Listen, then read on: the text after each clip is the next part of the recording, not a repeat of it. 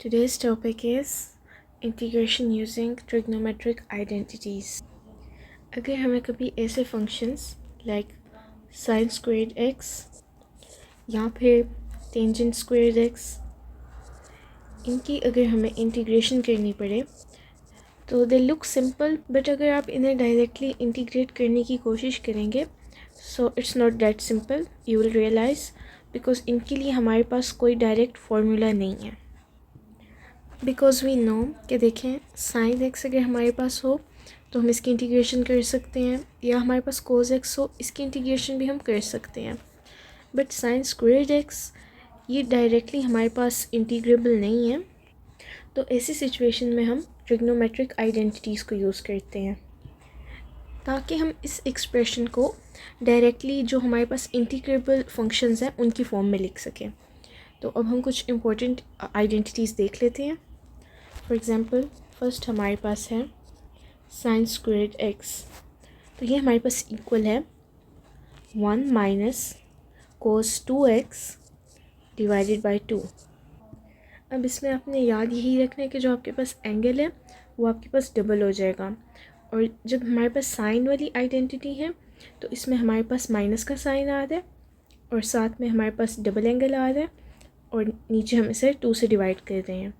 अब हम देखते हैं कोस वाली, cos squared x is equal to 1 plus cos 2x divide by 2। अब देखें अगेन इसमें सेम बात है, बस यहाँ पर हमारे पास पॉजिटिव साइन है। एक ये आइडेंटिटी भी आपने पढ़ी होगी साइन की डबल एंगल की, sine 2x is equal to 2 sine x cos of x। और टेंजेंट स्क्वेयर्ड एक्स की हमारे पास आइडेंटिटी है is equal to secant squared x minus 1। अब हमारी इंटीग्रेशन के लिए इसमें सिंपल सी स्ट्रेटजी है कि सबसे पहले तो आप चेक करेंगे अगर कोई हमारा जो ट्रिग फंक्शन है हमारे पास उसकी कोई पावर है, लाइक हमारे पास साइन था तो इसकी कोई पावर है हमारे पास, या फिर कहीं दो ट्रिग्नोमेट्रिक फंक्शंस की हमारे पास प्रोडक्ट तो नहीं है, ये आप चेक कर लें। बिकॉज अगर हमें पता होगा तभी हम सिंप्लीफाई करेंगे।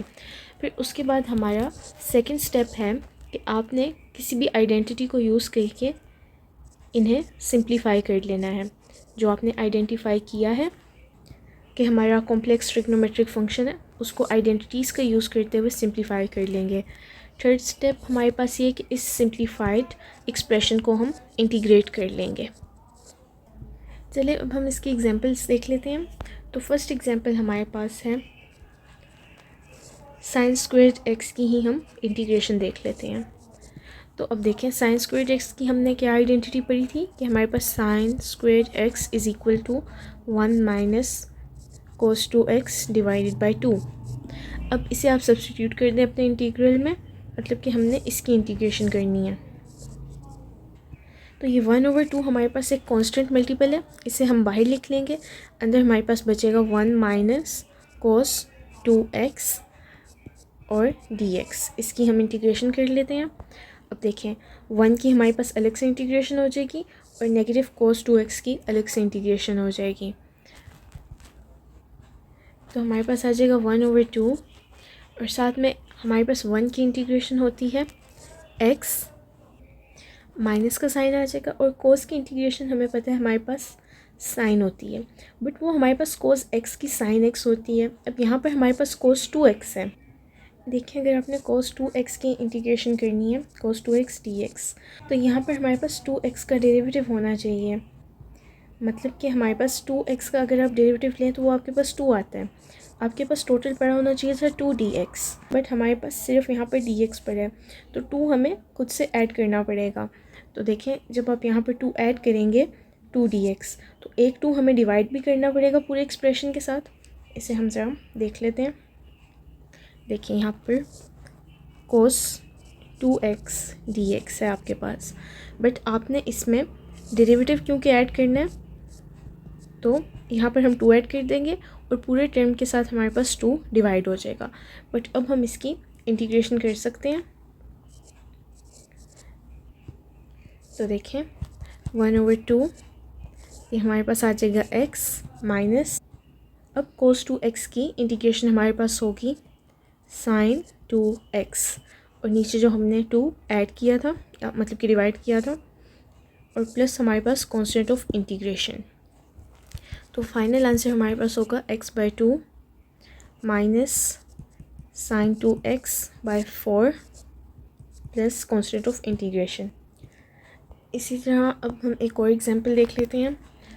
लाइक अगर हमने cos स्क्वायर्ड x dx इसकी इंटीग्रेशन करनी है, तो हम अपनी आइडेंटिटी अप्लाई करेंगे। cos squared x is equal to 1 plus cos 2x divided by 2, मतलब कि हम इसकी इंटीग्रेशन कर लेंगे। तो अब 1/2 हमारे पास बाहर आ जाएगा, और अंदर हम 1 की इंटीग्रेशन कर लेंगे, 1 dx plus cos 2x dx इसकी इंटीग्रेशन कर लेंगे। तो 1/2 x प्लस cos 2x में भी देखें हमारे पास 2x का डेरिवेटिव होना चाहिए, जो कि नहीं है, तो इससे हम ऐड कर लेंगे cos 2x 2 dx divide by 2 है, तो क्योंकि कांस्टेंट मल्टीपल है बाहर ही लिख लेते हैं। तो अब देखें 1/2 इंटू एक्स प्लस, तो अब देखें cos 2x की हमारे पास इंटीग्रेशन क्या होगी sin 2x, तो ये 1/2 sin 2x प्लस c, और यहाँ पर हम इसे अंदर मल्टीप्लाई कर देते हैं, मतलब कि x/2 plus sin 2x/2 plus constant of integration. अब हम आ जाते हैं अपनी थर्ड एग्जांपल की तरफ। तो इसमें देखें हमारे पास है sin x cos x dx। तो अब हम इसमें कौन सी आइडेंटिटी यूज़ करेंगे? आपको याद होगी identity sin 2x is equal to 2 sin x cos x।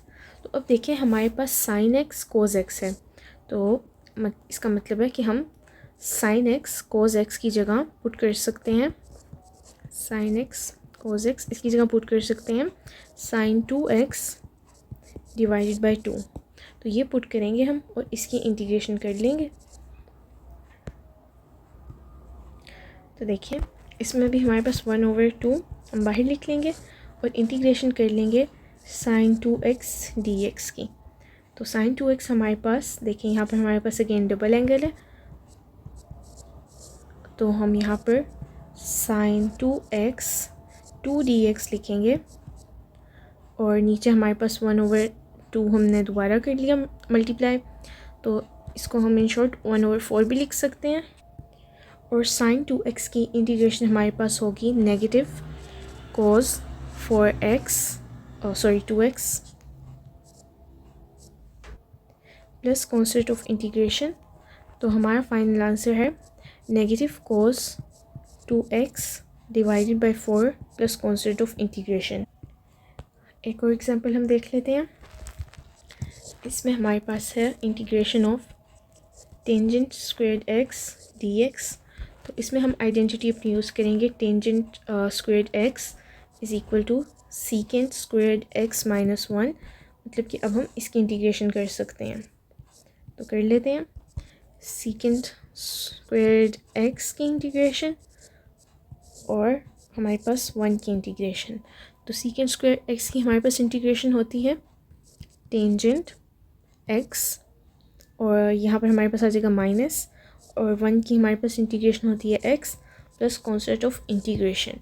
तो यही हमारा फाइनल आंसर है। तो आज के लेक्चर का हमारा यही टेक अवे है कि जो हमारे पास टफ लुकिंग इंटीग्रल्स होते हैं उन्हें आप ट्रिग्नोमेट्रिक आइडेंटिटीज़ का यूज़ करते हुए सिंप्लीफाई कर सकते हैं।